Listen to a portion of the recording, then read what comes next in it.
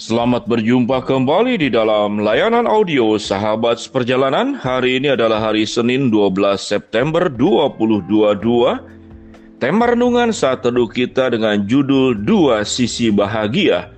Dua sisi bahagia. Firman Tuhan terambil dalam Matius 11 ayat 28 sampai dengan ke-30. Marilah kepadaku semua yang letih lesu dan berbeban berat, aku akan memberikan kelegaan kepadamu. Pikulah kuk yang kupasang dan belajarlah padaku, karena aku lemah lembut dan rendah hati, dan jiwamu akan mendapat ketenangan. Sebab kuk yang kupasang itu enak dan bebanku pun ringan. Mari kita berdoa. Bapa yang di dalam surga, kami ingin belajar mengalami dua sisi kebahagiaan, karena seringkali manusia hanya belajar untuk bahagia hanya dalam satu sisi saja. Ajarkan kami Tuhan, dalam nama Tuhan Yesus kami berdoa, amin. Shalom sahabat seperjalanan yang dikasihi Tuhan. Dua sisi bahagia atau dua sisi kebahagiaan. Bagaimana mungkin kebahagiaan itu ada dua sisi? Sisi yang pertama yang biasanya dialami, diharapkan, dipahami, dan disepakati bersama, yaitu yang terdapat dalam ayat yang ke-28 dalam Matius 11. Marilah kepadaku semua yang letih lesu dan berbeban berat, aku akan memberikan kelegaan kepadamu. Pada bagian ayat ini adalah jelas kita menerima, dan yang berjuang aktif, berusaha aktif, melakukan tindakan nyata adalah Tuhan kepada kita. Tuhan menolong kita untuk memberikan sebuah kelegaan, sebuah rasa nyaman, sebuah kepastian, janji yang akan ditepati, pertolongan yang akan terjadi, kekuatan yang senantiasa tersedia dalam kehidupan kita. Tentunya pada bagian ini seringkali dikaitkan dengan keselamatan di dalam Kristus. Bahwa Yesus sudah memberikan kepada kita kebahagiaan, yaitu penyelamatan di dalam pribadi Yesus, dan Tuhan mengangkat dosa-dosa kita, dan kita diselamatkan untuk mendapatkan hidup yang kekal. Ini adalah sisi kebahagiaan yang pertama. Setelah kita menjadi anak-anak Tuhan, maka sisi kebahagiaan yang pertama pun diiringi dengan berbagai macam pengalaman hidup yang terjadi dalam diri kita. Tatkala kita mengalami kesukaran, Tuhan memberikan kelancaran. Tatkala kita diperhadapkan kepada hambatan, Tuhan membuka pintu-pintu hambatan tersebut. Tatkala kita sakit, kita diberikan kesembuhan. Tatkala kita sedang membutuhkan sesuatu, lalu kita berdoa, beriman, berharap kepada Tuhan, dan Tuhan berikan kepada kita. Ini adalah tindakan aktif dari Tuhan kepada kita. Dan ini adalah sisi kebahagiaan yang sangat dimengerti oleh kita. Sisi kebahagiaan yang pertama ini, Tuhan mengangkat kuk. Karena kuk itu adalah sepasang kayu yang dipakaikan kepada sepasang kerbau atau dua ekor kerbau, bisa juga satu. Jadi kuk dalam pengertian yang secara realitasnya adalah itu adalah bentuk kesukaran dan beban hidup.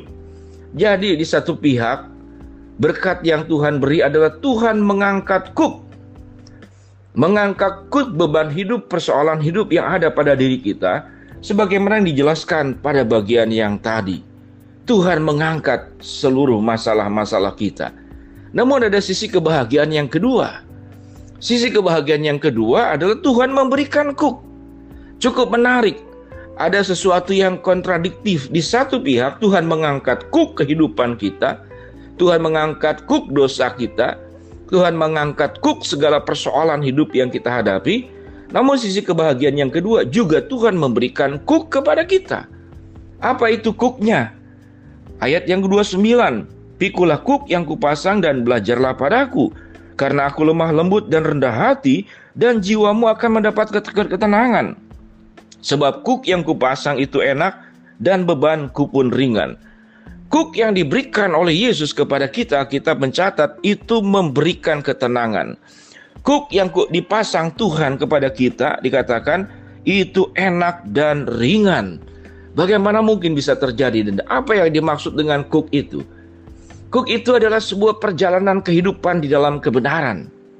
Tatkala kita berjalan di dalam kebenaran, kita juga akan mengalami hal yang sama seperti yang dialami tatkala Tuhan mengangkat kuk yang pertama. Kita bisa tetap sakit, kita bisa tetap mengalami kemiskinan, Kita tetap bisa mengalami berbagai macam persoalan hidup, tantangan, kepahitan, problem. Namun mengapa dikatakan itu ringan? Mengapa itu dikatakan bahwa itu memberi ketenangan? Dan mengapa itu dikatakan enak? Karena kita tidak lagi berjalan sendiri. Sewaktu kita berjalan sendiri, kita merasakan segala sesuatu menjadi berat. Namun tatkala kita disertai oleh Allah dalam menjalani hidup ini, dan Tuhan izinkan kita melewati semua yang terjadi dan Tuhan tidak mengangkat, maka Tuhan akan memberi kekuatan. Tuhan akan memberikan jalan keluar. Tuhan akan memberikan kemampuan demi kemampuan dalam hidup kita untuk bisa menghadapinya. Sahabat seperjalanan, sehari yang lalu saya diminta dikontak oleh salah seorang sahabat seperjalanan untuk ibunya atau emaknya. Emaknya yang sudah tua, sakit di ICU, dan minta didoakan Tuhan memberikan yang terbaik kepada yang bersangkutan. Maka saya mendoakan lewat voice note WA, lewat video call WA, sahabat seperjalanan yang dikasihi Tuhan. Pada proses ini tentu doa dari keluarga adalah bahwa nenek yang dikasih, emak yang dikasih ini mengalami kesembuhan. Namun Tuhan memanggil pulang ke rumah Bapak jam 7 pagi.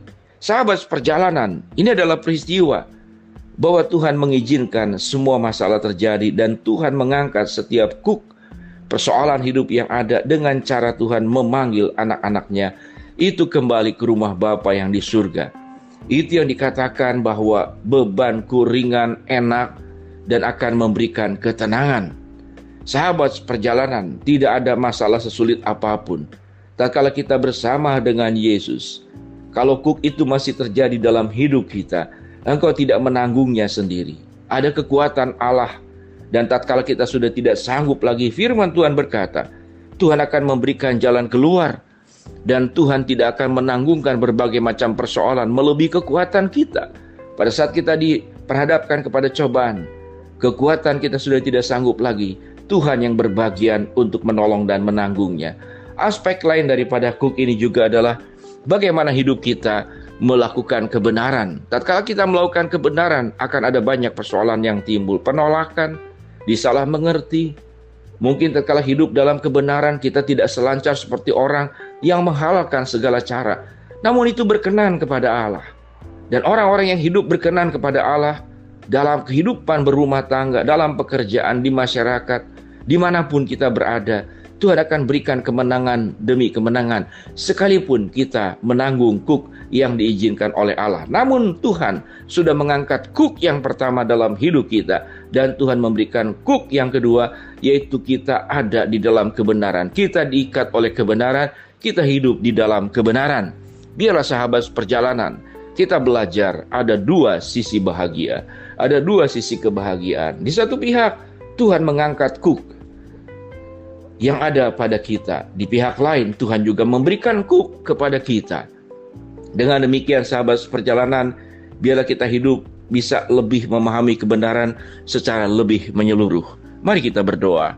Bapa yang dalam surga, terima kasih buat firman Tuhan dalam Matius 11:28-30. Biarlah kami diberikan hikmat bijaksana untuk memahaminya, bahwa bahagia ada dua sisi yang kami miliki di dalam Tuhan. Hamba-Mu berdoa buat sahabat seperjalanan yang sedang sakit, Tuhan jamah sembuhkan. Sahabat seperjalanan yang sedang menghadapi masalah, Tuhan bukakan jalan. Sahabat seperjalanan yang sedang berdoa mengharapkan sesuatu, Tuhan kabulkan dengan cara dan waktunya, Tuhan. Dalam nama Tuhan Yesus kami berdoa. Amin. Shalom sahabat seperjalanan, ingatlah Tuhan mengangkat dan juga Tuhan memberikan ketenangan, enak, ringan, hidup dalam kebenaran bersama dengan Tuhan. Amin.